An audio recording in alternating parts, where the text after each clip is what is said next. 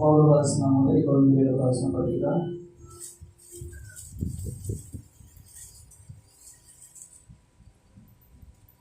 10వ అధ్యాయము 5వ వచనం చూడండి ఒకసారి. అయితే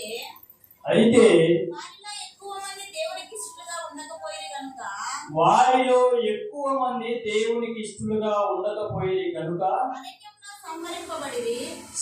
అరణ్యములో సంహరింపబడిరి. హల్లెలూయా. దేవుని నామానికి మహిమ కలుగును గాక. హల్లెలూయా. చదివిన లేఖన భాగంలో మనం గమనించినట్లయితే అక్కడ ఎవరి గురించి మాట్లాడుతున్న భక్తుడు? ఇశ్రాయేలు ప్రజల గురించి మాట్లాడుతున్నారు.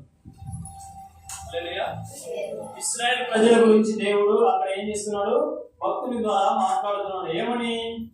వారిలో ఎక్కువ మంది ఎలా ఉన్నారంట? దేవునికి ఇష్టలుగా ఉండలేదంట.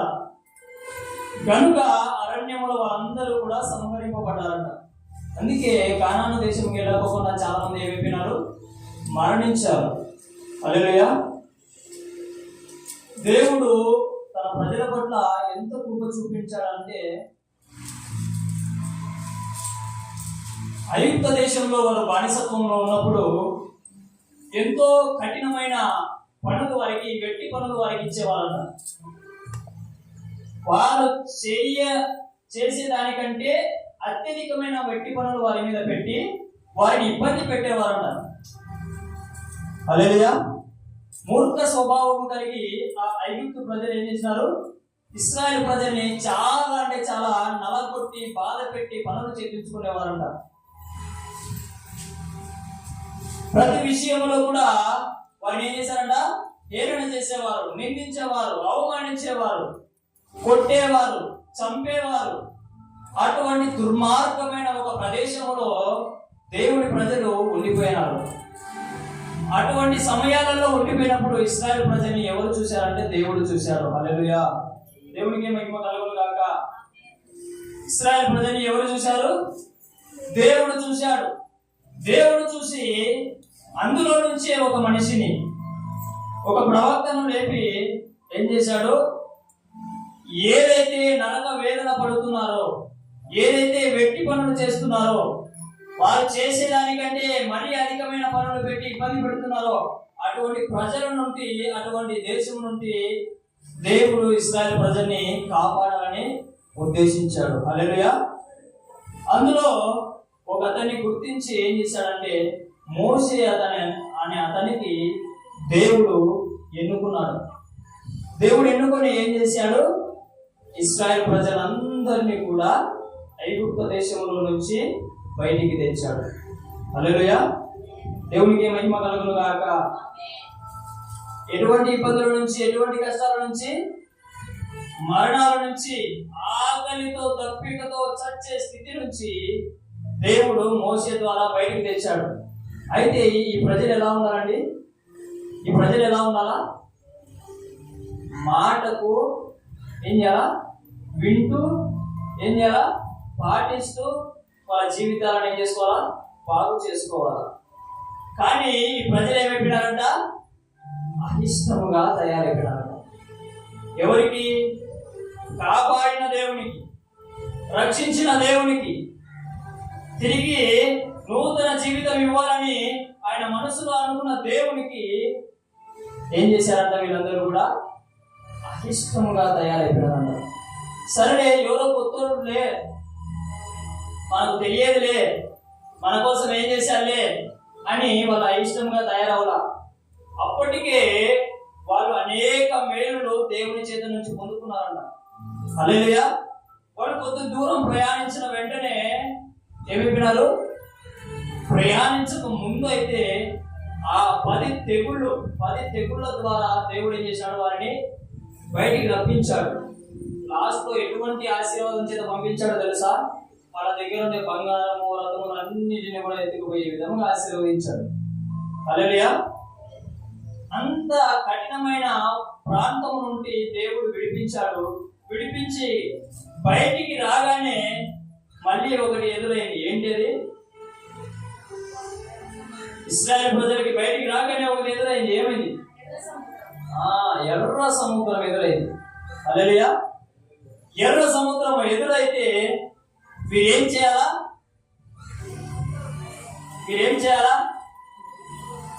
ఎవరైతే ఐగుప్తు ప్రజల నుంచి ఆ బానిసత్వం నుంచి విడిపించాడో ఆ దేవునికి మొరపెట్టాలా లేదా?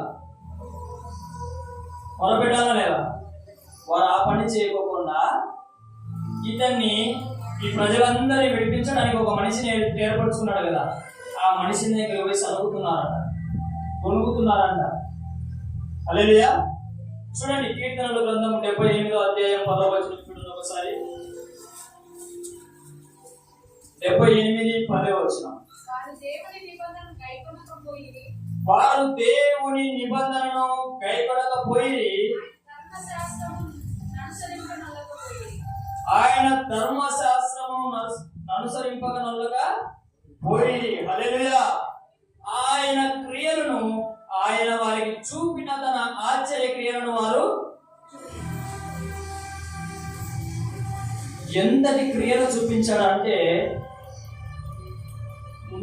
ఎలాగైతే కఠిన హృదయుడై ఉన్నాడు పరో వ్యక్తి, కానీ ప్రతి తెగుల ద్వారా అనేక క్రియల వరకు చూపించారు. కానీ దేవుడు విడిపించిన సంగతి వాళ్ళు ఏం చేశారంట? మరిచిపోయారంట. హల్లెలూయా. మరిచిపోయారంట. ఎలాంటి క్రియలో తెలుసా? కప్పల వర్షం కురిస్తే ఇశ్రాయేల్ ప్రజల దగ్గర కప్పలు ఉండేవి కాదంట. పేద వర్షం కురిపిస్తే ఇశ్రాయేల్ మీద శాపము పడేది కాదంట. కఠినమైన చీకటి ఇస్తే వీళ్ళు వెలుగులో ఉండేవాళ్ళంట. ఒక చోట చీకటి, ఒక చోట దేవుడు ప్రజలు ఉన్న చోట వెలుగు. అంతటి గొప్ప మహా అద్భుతములను దేవుడు వారి ఎదుట మహత్కార్యములను దేవుడు జరిగిస్తే, వాళ్ళు బుద్ధిహీనత ద్వారా, వారి వృత్తితనము ద్వారా వాళ్ళు ఏం చేశారంట? ఏమంటున్నాడు? మరిచిపోయి. ఎటువంటి పరిస్థితుల్లో దేవుడు మనుషులని నడిపిస్తున్నాడో చూడండి. నీవు నేను ఆ ప్లేస్ లో ఉంటే కనుక వాళ్ళని మధ్యలోనే విడిచిపెట్టి ఎర్ర సముద్రానికి అప్పచెప్పి, వెనుక వస్తున్న పరో సైన్యానికి అప్పచెప్పి ఏమన్నా చేసుకోమని చెప్పేసి మనం వెళ్ళిపోయాం. కానీ నీవు నమ్మిన దేవుడు, నేను నమ్మిన దేవుడు, నేను ప్రకటిస్తున్న దేవుడు అలాంటి దేవుడు కాదు. ఆయన ఎలాంటి వాడు అంటే ప్రేమమయుడు. నా పిల్లలకు తెలియదు, నేను సరిదిద్దుకుంటా అని చెప్పి మోసేతో మాట్లాడి ఏం చేశాడు? ఎర్ర సముద్రాన్ని కూడా ఏం చేశాడు? 2 పాయలుగా చీల్చి నిలువున నిటారుగా నీళ్ళను నిలబెట్టి ఆరిన నేల మీద నడిపించాడంట. ఎంత గొప్ప దేవుడు అండి. హల్లెలూయా. ఆరిన నేల మీద నడిపిస్తాడు. దేవుని బిడ్డలారా, నీకు ఎటువంటి మార్గం కనిపించకుండా నా జీవితం ఇంతే, నా బ్రతుకు ఇంతే, నా చదువు ఇంతే, ఎంత చదివినా కూడా నాకు ఉద్యోగం రాదు, ఎంత నేను తల్లిదండ్రులు లోబడినా నా తల్లిదండ్రులు నాకు ఇష్టమైనది ఇవ్వరు, నేను ఎంత ప్రార్థించినా నా దేవుడు నా మొర వినడని నీవు అనుకుంటున్నావేమో. కానీ దేవుడు బిడ్డలారా, సరి అయిన సమయం ఉంటుంది. ఆ సమయంలో మాత్రమే దేవుని కార్యం జరుగుతుంది. హల్లెలూయా. ఇశ్రాయేలు ప్రజలు మోషే దగ్గరికి వెళ్ళి సరిగినప్పుడు ఈ కార్యం చేయలే దేవుడు. ఆయన సమయం వచ్చినప్పుడు చేశాడు. హల్లెలూయా. శత్రు సైన్యము తరుముతున్నప్పుడు దేవుడు ఆ కార్యం జరిగించాలా. అందుకే ఏమిపినారు? శత్రువులను చూసి భయపడి మోసే దగ్గరికి మమ్మల్ని, అక్కడ సమాధులు లేవని ఇక్కడికి తెచ్చి చంపుదాం అనుకున్నామని మోసే దగ్గర బిగ్గరగా ఏకలేస్తారు వాళ్ళు. హల్లెలూయా. శత్రువులు తరుగుతున్నప్పుడు కార్యం జరిగించరా? వీళ్ళు సనుకుతున్నప్పుడు కొనుకుతున్నప్పుడు కార్యం జరిగించరా? దేవుని అనుకూలమైన సమయంలో దేవుడు ఏం చేసినాడు? సముద్రాన్ని 2 పాయలు చేసి వారికి దారిని వేశాడు. హల్లెలూయా. దేవునికి మహిమ కలుగును గాక. ప్రియమైన దేవుని బిడ్డలారా, సమయము పొడిగించబడుతుంది అంటే, నీ ఉద్యోగం లేట్ అవుతుంది అంటే, నీ పెళ్లి లేట్ అవుతుంది అంటే, నీకు స్వస్థత లేట్ అవుతుంది అంటే, గొప్ప కార్యమే నీ కోసం దాచిపెట్టి ఉంటున్నాడు. హల్లెలూయా. దేవునికి మహిమ కలుగును గాక. ఏ విషయంలో అయినా సరే నువ్వు బాధపడుతున్నావేమో దేవుని బిడ్డ, నువ్వు చింతిస్తూ ఉంటున్నావేమో దేవుని బిడ్డ, నువ్వు ఏడుస్తూ ఉంటున్నావేమో ఎవరు నిన్ను చూడడం లేదని. కానీ దేవుడు అంటున్నాడు, యెహోవా కన్నులు ప్రతి స్థలము మీద ఉండును, అవి మంచి వారిని చెడ్డవారిని చూస్తున్నాయి అని సెలవిస్తున్నాడు దేవుని బిడ్డ. నీ బాధను చూశాడు, నీ కన్నీటిని చూశాడు, నీ వేదనను చూశాడు. ఆ రోజు ఎలాగైతే ఇశ్రాయేలు ప్రజలకి శత్రువులు తరుముతున్నప్పుడు ఎలాగైతే మార్గమును సిద్ధపరిచాడో, దేవుడు నీకు కూడా సరి అయిన సమయంలో మార్గమును సిద్ధపరచబోతున్నాడు. హల్లెలూయా. దేవునికి మహిమ కలుగును గాక. ప్రియమైన దేవుడి బిడ్డలారా, ఏడు సముద్రమే కాదు, దాని తర్వాత అనేక కార్యములు, ఒకటి కాదు, రెండు కాదు, మూడు కాదు, అనేక మహత్కార్యములు దేవుడు వారి ఎదుట చేశాడు. దేవుడు బిడ్డలారా, అరణ్యంలో వాటర్ దొరుకుతాయా?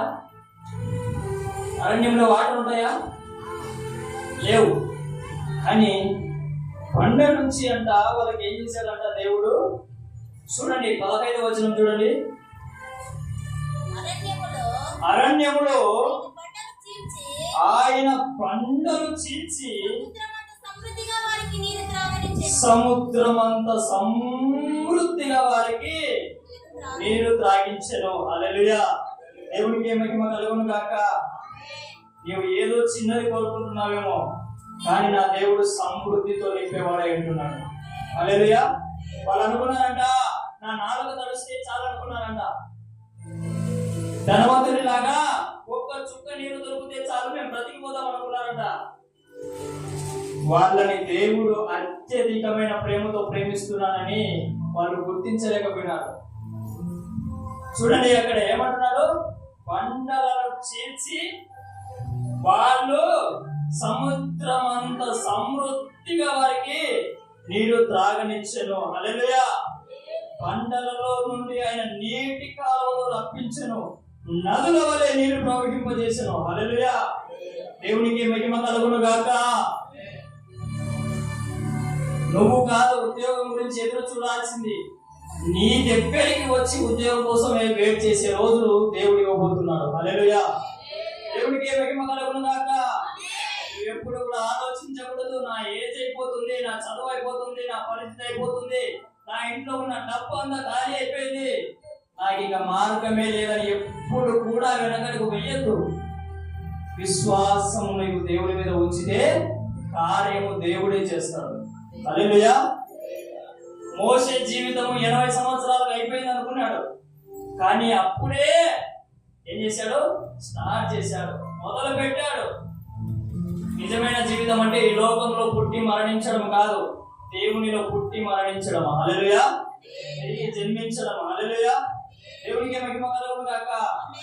మోషే జీవితము 120 సంవత్సరాలు కాదు, నా దృష్టిలో 40 సంవత్సరాలే. హల్లెలూయా. బాగా బ్రతికిన సంవత్సరంలో ఎన్ని సంవత్సరాలు? 40 సంవత్సరాలే. ఆ సంవత్సరాలే అతనికి దీవెనగా మార్చాయి. ఆ సంవత్సరాల ద్వారానే అతడు దీవించబడడం ద్వారానే ఈ రోజు ఎన్నో సంవత్సరాల తర్వాత కూడా ఆయన గురించి మనం ప్రకటించుకుంటున్నాం. హల్లెలూయా. దేవునికి మహిమ కలుగును గాక. ప్రియమైన దేవుని బిడ్డలారా, ఏ విషయంలో కూడా నిరుత్సాహం చెందకూడదు. ప్రతి ఒక్కరికి కూడా ఒక చింత, ఒక బాధ ఏంటంటే, నాకేంటి జీవితము? నా తల్లిదండ్రులు కొందరు అనుకునే పరిస్థితి ఏంటంటే, నా తల్లిదండ్రులు బీదవారుగా ఉంటున్నారు, నా తల్లిదండ్రులు ఎటువంటి సంభావన లేకుండా బ్రతుకుంటున్నారు. దేవుని బిడ్డలారా, నీ తల్లిదండ్రులు ఎటువంటి పరిస్థితులలో ఉన్నా, నీకు ఎటువంటి దారి నీకు కనిపించకపోతున్నప్పటికీ కూడా దేవుడు సమృద్ధి అయిన జీవజల నదితో నేను నింపుతాడు. హల్లెలూయా. దేవునికి మహిమ కలుగును గాక. ఎప్పుడైతే ఈ మాటను మనం విశ్వసిస్తామో దేవుడు మన జీవితాల్లో ఆ కార్యం చేసేవాడై ఉంటున్నాడు. విశ్వసించాలా? దేవుడు చెప్పినప్పుడు మనం ఏం చేయాలా? విశ్వాసంతో ఆమేన్ హల్లెలూయా దేవునికి స్తోత్రం అని పలికినప్పుడైతే దేవుడు ఏం చేస్తాడు? మన జీవితాలను ఆ మార్గానికి అంకితం చేస్తాడు. హల్లెలూయా. చూడండి దేవుడు బిడ్డలారా, ఇశ్రాయేలు ప్రజలకి నీరు తప్పినప్పుడు ఏం చేశాడు? సముద్రం అంత నీరును వారికి ఇచ్చాడంట. ఎక్కడి నుంచి? కుళాయి నుంచి కాదు, బోరింగ్ నుంచి కాదు, మోటార్ పెడితే రాలే, మోటార్ పెడితేనే సముద్రం అంతా నీళ్ళు వస్తాయా? రావు. 20,000 25,000 పెట్టాలా బోర్ వేసుకోవాలంటే? అవునా కదా? ఖచ్చితమైన రేటు మనకు తెలియదు. బోర్ వేసుకోవాలంటే అంత రేటు పెట్టుకో మునగాల. ఆడ బోర్ వేసాడు దేవుడు, బోర్ ఆడేస్తాడు, నేలలో వేస్తాడు. మన దేవుడు బోర్ ఆడేసాడంటే ఏమన్నాడు, రాయి మీద వేశాడు. హల్లెలూయా. దేవుడికే మహిమ కలుగును గాక. నీవు అనుకున్న చోట టెంకాయ పెట్టుకొని పోయి బోర్ వేసుకోవాల్సిన అవసరం లే, ఊరిగడ్డలో పట్టుకొని తిరగాల్సిన అవసరం లే, ఇంకేదో చేయాల్సిన అవసరం లే. దేవుని యేసు నామములో నీవు మొదలుపెడితే బండ నుంచి కూడా నీకు జీవజల నదిని పంపించేవాడు అంటున్నాడు. హల్లెలూయా. దేవునికి మహిమ కలుగును గాక. ఆమేన్. మీకు నిజ సంఘటన మీకు తెలియజేయాలనుకుంటున్నా. నా జీవితంలో జరిగినదే. హల్లెలూయా. మా అమ్మ ఎంతగానో ఎదురు చూసింది నా పెళ్లి విషయంలో. ఎదురు చూసి అనేక సంబంధాలు ఏర్పరచుకుంది. నేనేమంటున్నా, వద్దు వద్దు వద్దు అంటున్నా. కానీ అమ్మ లాస్ట్ కు ఒకరికి ఒప్పుకుంది. కానీ ఏమైపోయింది, నేను వద్దన్న తర్వాత నిజం బట్ట బయలుపడింది. నిజం బట్ట బయలుపడిన తర్వాత నీ మాటనే నిజం. నాకు లేదు చింత, నాకు లేదు బాధ. దేవుడు అనుకున్న సమయంలో కార్యం జరిగించేవాడే అంటున్నాడు. అక్కడ ఏం జరిగిందనేది ఆ కుటుంబానికి తెలిసింది. మా బంధువులు ప్రయాసపడ్డారు, అనేక మంది ప్రయాసపడ్డారు అది కన్ఫర్మ్ చేయాలని. కానీ అక్కడ పొరపాటు జరుగుతుందని ఎవ్వరు గమనించలే. కానీ నా దేవుడు తెలుస్తుందా తెలియదా, ఎక్కడ పొరపాటు ఉంది, ఎవరు కరెక్ట్ అనేది తెలుస్తుందా తెలియదా. అదే కార్యం నా జీవితంలో దేవుడు చేశాడు. హల్లెలూయా. ఆలస్యం అవుతుంది అని చెప్పేసి నేను తొందరపడింటే పెద్ద ప్రమాదమే. ఇప్పుడు అలాగ పెళ్లిళ్ళు జరిగి ఏమైపోతున్నారు, డైవర్స్. అమ్మ వాళ్ళ ఇంటికాడ వాళ్ళు, నాన్న వాళ్ళ ఇంటికాడ వెళ్ళే, కొడుకు ఇంటికాడనే, కూతురు ఇంటికాడనే. ఎంతమంది లేరు, మీ కళ్ళ ముందు మీరే చూసేవాళ్ళు ఎంతో మంది ఉంటారు. ఆలస్యం అవుతుందని తొందరపడకూడదు. మన దేవుడు తొందర పెట్టేవాడు అసలే కాదు. ఒకరోజు ఆలస్యమైన మేలైనది పొందుకోవాలని చెప్పే దేవుడు. హల్లెలూయా. అందరూ ఏమనుకుంటారంటే, మొదలుపెట్టిన వెంటనే వచ్చింది కదా సంబంధం అని చెప్పేసి చేసుకున్నామంటే జాగ్రత్త. మొదలుపెట్టిన వెంటనే వచ్చిన ఉద్యోగంలో గెలిపినామంటే జాగ్రత్త. అది కూడా జరిగిన నిజ సంఘటనలో. ఉద్యోగం వచ్చిందని చెప్పేసి ఎంపలారంలో పోయినా, ఒడిస్సా ప్రాంతానికి పోయినా, నేను ఉన్నదానికంటే 10 రెట్లు ఎక్కువ చెడిపోయినా. నేను ఉన్నదానికంటే 10 రెట్లు ఎక్కువ చెడిపోయినా. దేవుడి చిత్తమైనది దేవుడు అనుగ్రహిస్తే పోయి చెడిపోతారా, బాగుపడతారా? బాగుపడతారు. హల్లెలూయా. అప్పటికి అమ్మ సేవలోకి రాలేదు కాబట్టి, వాక్యములో అంత లోతుగా తెలియదు కాబట్టి ఎవరు ఏది చెప్తే నమ్మేది. మధ్య పాస్టర్లు ఎలా అయిపోయినారంటే జాతకాలు చెప్తారు చూడండి, తెలుసా? బాధలు వేస్తుంది చెప్పడానికి కూడా. అలా తయారైపోయినారు. వాళ్ళిచ్చే కానుక కోసం, వాళ్ళిచ్చే దశంభాగాల కోసం ఎవరు నీవు చెప్పడానికి ఎలాగా? నీకు నిజంగా దేవుడు కనుక తెలియజేస్తే నీవు ప్రార్థన చేసి కనిపెట్టి తర్వాత వాళ్ళ జీవితంలో అది అప్లై అయ్యేలాగా, అది వాళ్ళ జీవితంలో ఫలించేలాగా నీవు కన్నీరు కాచి ఉపవాసం ఉండు. కావాలంటే వారికి చెప్పి ఆశలు పుట్టించి ఎందుకు నిరుత్సాహపడుస్తారు? ఈరోజు దాని ద్వారా 10 లక్షల అప్పు ఎండ కట్టుకొని ఉన్నారు. 10 లక్షల అప్పు ఎండ కట్టుకొని ఉన్నారు. ఎవరు తీరుస్తారు? హల్లెలూయా. అందుకే దేవుని బిడ్డలారా, పాస్టర్లు చెప్పారని చెప్పేసి, వాళ్ళు చెప్పారని చెప్పి, వీళ్ళు చెప్పారని చెప్పి ఏది నమ్మకును. నీ వ్యక్తిగత గదిలోకి వెళ్ళి నువ్వు మొదలుపెట్టు. ఇలా అంటున్నానయ్యా, ఇది కరెక్టేనా, ఇది నీ చిత్తమేనా, ఇది నీ ప్రణాళికనేనా? దేవుడు జవాబిచ్చేవాడు అంటున్నాడు. అందుకే స్పష్టముగా రాశాడు మధ్య వచనం. ఏ వచనం? మనుష్యులను నమ్ముకొనుట కంటే ఎవరు చెప్పినా సరే యెహోవాను ఆశ్రయించడం నేర్చుకోవాలి.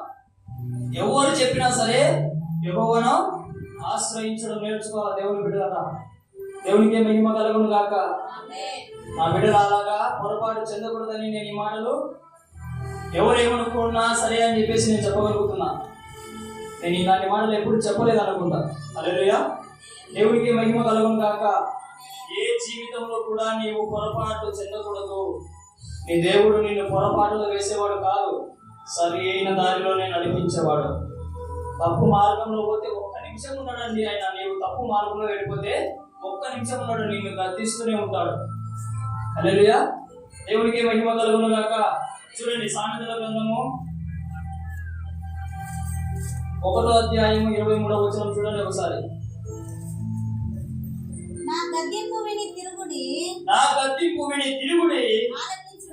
ఆలకించుడి. నా ఆత్మను మీ మీదికి కుమ్మరించెదను. హల్లెలూయా, దేవునికి మహిమ కలుగును గాక. ఆమేన్.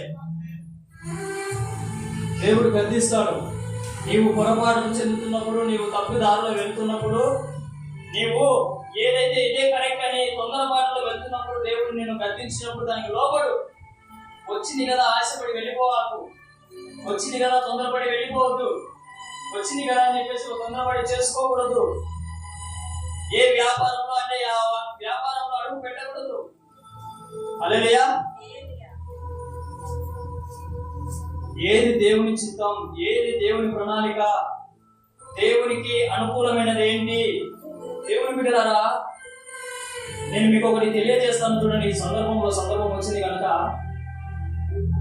దేవుని చిత్తం అని మీకు తెలియాలంటే నువ్వు చేసే పని, నువ్వు చేసే స్నేహమైనా, నువ్వు చేసుకునే మ్యారేజ్ అయినా, నువ్వు చేసుకునే ఉద్యోగమైనా సరే, ఏ దానిలో అయినా సరే దేవుని చిత్తం, దేవుని ప్రణాళిక అని నీకు తెలియాలంటే చిన్నది ఏంటో తెలుసా? నీవు చేస్తున్న పనిలో దేవునికి ఆటంకాలు రావు. సువార్త చెప్పేవాని అయితే సువార్త చెప్పగలుగుతావు. పాస్టర్ గా నీవు నిలబడితే పాస్టర్ గా నీవు పని చేయగలుగుతావు. హల్లెలూయా, సువార్తకు, దేవుని పరిచయకు ఆటంకమైనది ఏది కూడా దేవుని చిత్తము కానే కాదు. ఇది ఫిక్స్ అయిపోండి. హల్లెలూయా, అప్పుడు నీకు ఒక క్లారిటీ వచ్చేస్తుంది. ఎవరు ఆటంకపడుతున్నారు? దేవుని బిడ్డలారా, నేను ప్రాణంగా ప్రేమించిన స్నేహితులు చాలా మంది ఉన్నారు. ప్రాణంగా ప్రేమించిన స్నేహితులు వదిలిపెట్టుకున్న దేవుని కోసం. హల్లెలూయా, ప్రాణంగా ప్రేమించిన అమ్మాయి కూడా ఉంది, వదిలిపెట్టుకున్న దేవుని కోసం. ఇప్పుడు ఫోన్ చేసినా కూడా వస్తారు తెలుసా. కానీ ఎందుకోసం నేను వదులుకున్నామంటే దేవుని కోసం. అది కరెక్ట్ కాదు, అది కరెక్ట్ కాదు. నా తల్లి నన్ను కని పోషించి నాన్న లేకపోకుండా ఇంతలా ప్రయాసపడి నన్ను 26 సంవత్సరాలకు తెచ్చిందంటే ఆ తల్లి వేదనను మర్చిపోయి బయట వాళ్ళ ప్రేమలో పడితే అది ఏమన్నా న్యాయం అవుతుందా? ప్రతి దానికి ఆటంకం అవుతుంది. హల్లెలూయా, విడిచిపెట్టేసి ఫోను. నా ఫోను అప్పుడున్నది 35,000 ఫోను. 35,000 ఫోను. ప్రభువా, ఎలా విడిపించుకోవాలి అంటే ఈ ఫోన్ అమ్మేసి 35,000 ఫోన్ 9,000 అమ్మేసిన. సెల్లు లేకపోకుండా 2 నెలలు బ్రతికిన. సెల్లు లేకపోకుండా 2 నెలలు బ్రతికిన వెంటనే ఆ తర్వాత ఏ ఫోన్ తీసుకున్నా నా ఫోన్కు కాల్ రాలా. హల్లెలూయా, నా ఫోన్కు కాల్ రాలా. ఇంటి దగ్గరికి వచ్చేటోళ్ళు, ఇంటి దగ్గరికి వచ్చి అనేక కార్యములు చేసేటోళ్ళు నా ఫోన్ కూడా అటాచ్మెంట్ లో లేరు. అది దేవుడు చేసే కార్యం. హల్లెలూయా, ముందు దేవుడు చెప్పింది చేయి, తర్వాత దేవుని కార్యం దేవుడు చేస్తాడు. హల్లెలూయా, దేవునికి మహిమ కలుగును గాక. నీవు లోపల అన్ని పెట్టుకొని దేవుడు నాకు కార్యం చేయలేదంటే అది తప్పు. హల్లెలూయా, కేరళ పాస్టర్ అని చెప్పి ఇక్కడికి ఇన్వైట్ చేసినాము ఒకరోజు. గుర్తుకుందా? ఉందా? ఆయన వాళ్ళ భాషలో చెప్తాడు, ఇంకొక ట్రాన్స్లేటర్ చెప్పినాడు. ఆయన ఒక ఎగ్జాంపుల్ చెప్పాడు. ఏమని? ఒక కుండ ఇలా ఉండేదంట. దాని పేరేమంటారో పాతకాలంలో. హల్లెలూయా, ఆ కుండలో ఒక చెట్టు దగ్గరికి వెళ్ళి కొబ్బరి చిప్ప వేశాడంట. ఆ కుండలో ఎవరు చూస్తున్నారో తెలుసా? కోతి చూస్తుండగా, ఏంటి కోతి చూస్తుండగా ఆ కుండలో ఏం వేశాడంట? ఆ కొబ్బరి చిప్పను చూసిన కోతి ఉండదా? ఉండదు. ఉండకోకుండా పోయి సర్రని చెప్పిలో ఇలా చేయి పెట్టింది. చేయి బాగానే దూరింది. తీసేటప్పుడు రావడం లేదంట. ఏమని అర్థం? పోయేటప్పుడు ఇట్లా పోయింది, చిప్ప పట్టుకున్నాక ఇట్లా వచ్చాది బయటికి. చిప్ప వదిలేస్తే బయటికి చెయ్యి వస్తుంది. ఆ యజమానుడు దాని తెలివి లేదని చెప్పేసి, దానికి బుద్ధి లేదని చెప్పేసి బాగా కనుక్కున్నాడు. ఏం చేశాడు? ఆ చిప్పను వదిలేయకోకుండా అది అట్నే పట్టుకొని లాగి లాగి లాగి లాగి ఆ యజమానుడు వచ్చి వల వేసి పట్టుకునేటట్టు చేసుకుంది. అలాగనే దేవుడి బిడ్డల మనము కూడా పాపంలో మునిగిపోయి బయటికి రాకుండా దేవుడు నా జీవితంలో కార్యాలు చేయాలా, దేవుడు నా జీవితంలో అద్భుతాలు చేయాలా, దేవుడు నా జీవితంలో గొప్ప సాక్ష్యం నిలబెట్టాలంటే కాదు. నీవు బయటికి రాకోకుండా దేవుడు నా జీవితంలో కార్యాలు చేయాలనుకుంటున్నావు కదా, అది తప్పు ఆలోచన, పొరపాటు ఆలోచన. బయటికి రా, నా దేవుడు నిన్ను నిలబెడతాడు. హల్లెలూయా. బయటికి రా, దేవుడు నిన్ను ఖచ్చితంగా నిలబెడతాడు. మోసే సనిగాడా కొనిగాడా? నేను అతివాడు అన్నాడా లేదా? నేను కాదు ప్రభా, నా వల్ల కాదు ప్రభా, ఇంకొక నేను చూస్తూ అన్నాడా లేదా? కానీ నిలబడ్డాడా లేదా? నిలబడ్డాడు. దేవుని మాటను బట్టి నిలబడ్డాడు. హల్లెలూయా. దేవుని మాటను బట్టి నిలబడిన తర్వాత కుటుంబాన్ని చూసుకోలేని వాడు, ఎక్కడికెక్కడికో ఏ మంత్రాలు నేర్చుకున్న వాడు, నరహంతకుడు, అలాంటి వాడు 6 లక్షల మంది యోధులను ఏలాడంట. హల్లెలూయా. 6 లక్షల మంది యోధులను దేవుడు మోషే ద్వారా నడిపించాడంట. ఎంత గొప్పగా దేవుడు ఆశీర్వదించాడు. హల్లెలూయా. దేవునికి మహిమ కలుగును గాక.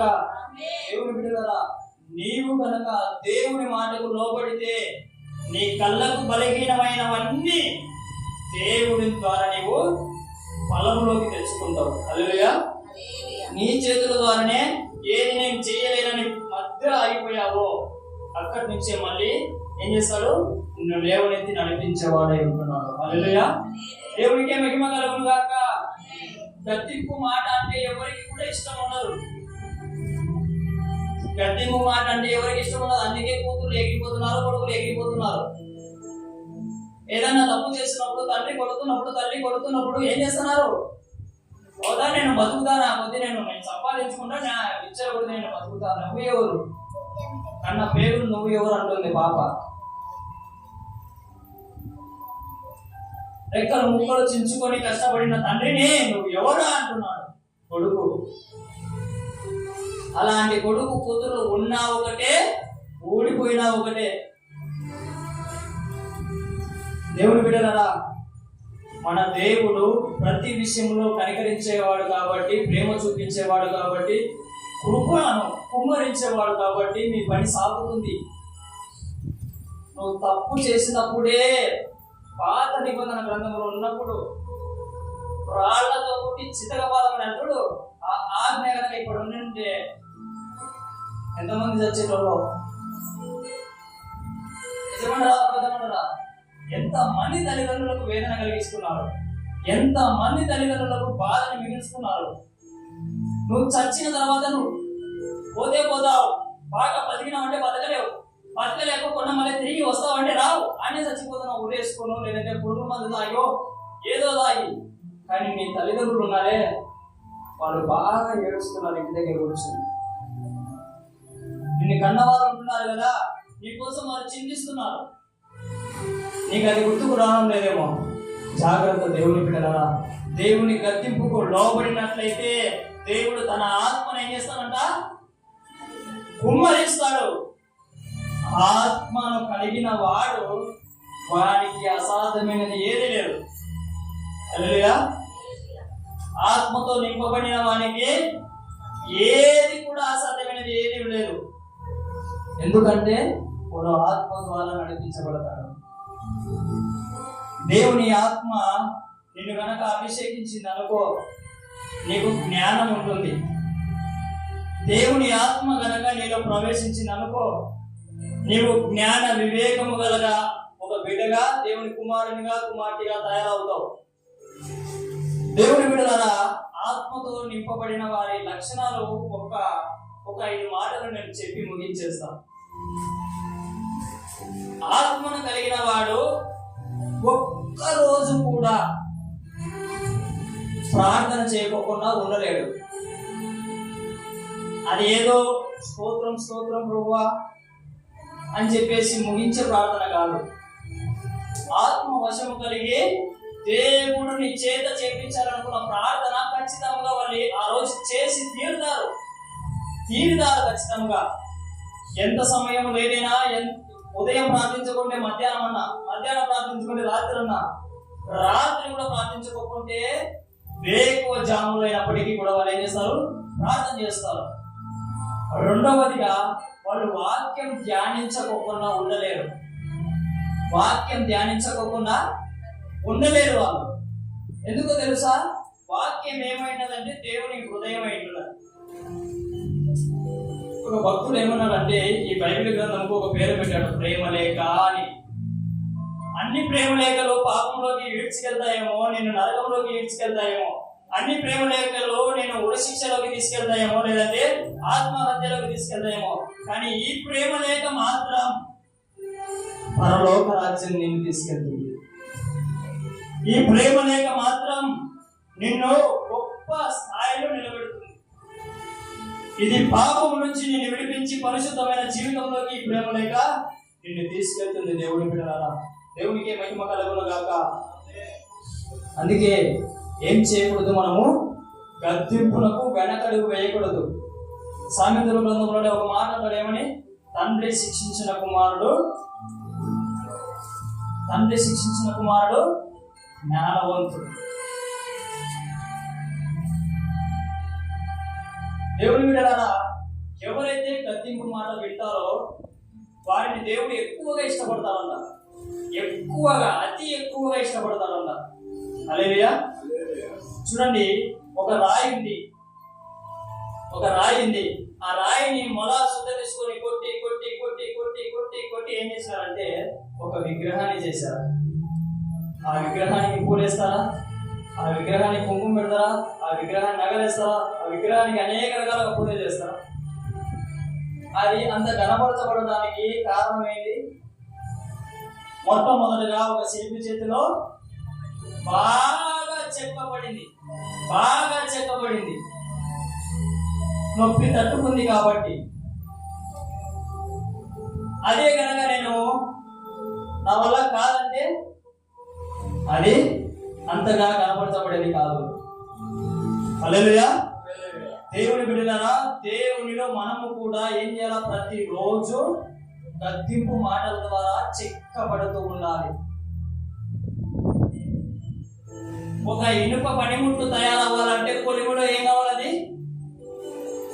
కాలాల బాగా క్రైస్తవుని జీవితం నిత్య రాజ్యంలో వెలగాలి అంటే ఈ లోకములో ఏం కావాలా? కాలాల బాగా. అప్పుడు నువ్వు వెలగగలుగుతావు, అనేకులను వెలిగించగలుగుతావు. హల్లెలూయా. ఆత్మను పొందుకోవడం అంటే అంత ఈజీ కాదు. కొంతమంది నేను చూస్తూ ఉంటా, వాళ్ళని చూసి ఎంతగా భయం వస్తుంది, ఒక పక్క ఏడుపు వస్తుంది, ఒక పక్క. ఆత్మను పొందుకుంటారు కానీ పాపమును విడిచిపెట్టరు. వాళ్ళ ద్వారా దేవునికి ఏం కలుగుతుంది? మహిమ కలుగుతుందా? ఆత్మను పొందుకుంటున్నాను అని చెప్పి నీవు పాపంలో ఉంటే ఎవరికి అవమానము? నీవు తప్పు చేసే నీ తండ్రికి ఎలాగైతే అవమానం వస్తుందో, దేవుని కుమారులుగా, దేవుని కుమార్తెలుగా మనం తప్పు చేస్తే మన పరమ తండ్రికి కూడా అదే అవమానం. చూడండి, మొబైల్స్ లో, ఆ యూట్యూబ్లలో, దానిలో బాధలో చూడండి ఎంతగా అన్యజనులు హేళన చేస్తున్నారు. వాళ్ళకు తెలిసి చేస్తున్న తెలియక, వాళ్ళకు తెలియక నీవు తెలిసి చేస్తున్నావు. సిగ్గుండాల. దేవుణ్ణి అవమానించబడే వాళ్ళకు ఈ మాట చెప్తున్నా. ఏమంటే ఎన్ని కార్యములు చేయలేదు. పగలు మేఘస్తంభమై, రాత్రి అగ్నిస్తంభమై ఎన్నో రకాలుగా సహాయ సహకారాలు అందిస్తూ దేవుడు వారికి ఆహారం కావాలన్నప్పుడు మాంసమును, మన్నాను పీక దాకా తినేంత వరకు కూడా వారికి ఆహారం పెట్టాడంట దేవుడు. పీక దాకా తినేంత వరకు కూడా ఇశ్రాయేలు ప్రజలకి ఆహారం పెట్టాడంట. అన్ని కూడా పొందుకున్నారు, అన్ని చూశారు, అన్ని అనుభవించారు. లాస్ట్ కు మధ్యలోనే సంహరింపబడ్డారంట. చూడండి, మొదటి కొరింథీయులకు 10వ అధ్యాయం 5వ వచనంలో ఏమన్నాడు? మొదటి కొరింథీయులకు 10:5 అయితే వారిలో ఎక్కువ మంది దేవునికి ఇష్టలుగా ఉండకపోయేది కనుక అరణ్యంలో సంహరింపబడింది. రోజు ఎర్ర సముద్రంలో నడిపించినందుకు వ్యర్థమైపోయింది. బండను చీల్చి నీకు దాహం తీర్చినందుకు వ్యర్థమైపోయింది. పగలు మేఘస్తంభమై, రాత్రి అగ్నిస్తంభమై నిన్ను నడిపించిన దేవుడు వ్యర్థమైపోయినాడు. నీకు కావలసినప్పుడు ఆహారం సిద్ధపరిచినందుకు వ్యర్థం. ఏమైపోతుంది? ఆ ఇశ్రాయేలు ప్రజలుగా ఒప్పుకుండా మనం ఉండకూడదు. అటువంటి ఇశ్రాయేలు ప్రజలుగా మనం ఉన్నట్లయితే మన మందిరానికి ప్రతి వారం వచ్చి కూడా వ్యర్థమైపోతుంది. చక్కగా పాటలు పాడి కూడా వ్యర్థం అవుతుంది. చక్కగా ఆరాధించి కూడా వ్యర్థం అవుతుంది. అనేక గొప్ప గొప్ప గొప్ప గొప్ప సేవకుల నోటి నుంచి వచ్చే దేవుడి వాక్కులను విని కూడా వ్యర్థమైపోతుంది. దేవుడు గద్దించినప్పుడు తిరుగు తన ఆత్మను కుమ్మరిస్తాడు. ఆయన గద్దింపులో ఉండే ఆశీర్వాదం మీరు ఒకసారి గమనించండి. మీ మనసుతో, మీ హృదయముతో, మీ ఆత్మతో దేవుని ఆత్మను కుమ్మరిస్తాడంట గద్దింపుకు. హల్లెలూయా. ఇది ఎలా ఉందంటే, కారం పెట్టి మళ్ళా తీయని దీపు పెడుతున్నాడు దేవుడు. కారం పెట్టినట్టే పెట్టి మళ్ళా తీయని దీపు నీకు అందిస్తున్నాడు. గద్దింపు మాట కారం లాంటిది. ఆత్మతో నింపడం అనే మాట తీయదనం లాంటిది. ఒక్క క్షణము కూడా నీ గురించి ఆలోచించడు. నువ్వు ఎలాంటి దానివి, ఎలాంటి వాడివి, నువ్వేమేం చేసావు, అన్ని చేసావు, ఇన్ని చేసావు అస్సలు గుర్తుకు తెచ్చుకోడు. నీ ఒక్కసారి మోకరించి, అయ్యా నన్ను గద్దించినందుకు నీకు వందనాలయ్యా, నా ప్రాణమును నరకము నుంచి కాపాడినందుకు నీకు వందనాలయ్యా, నీ రక్తములు నా పాపములను కడగండి నీవు మోకరించి ఆ గద్దింపుకు లోబడినట్లయితే తన ఆత్మను కుమ్మరించి మహిమకరంగా, ఘనతకరంగా, శ్రేష్టకరముగా దేవుడు మిమ్మల్ని వాడుకుంటాడు. హల్లెలూయా. దేవునికి మహిమ కలుగును గాక. ఎవరు కూడా బాధపడకూడదు. ఆయనకి ఇష్టలుగా బ్రతకండి.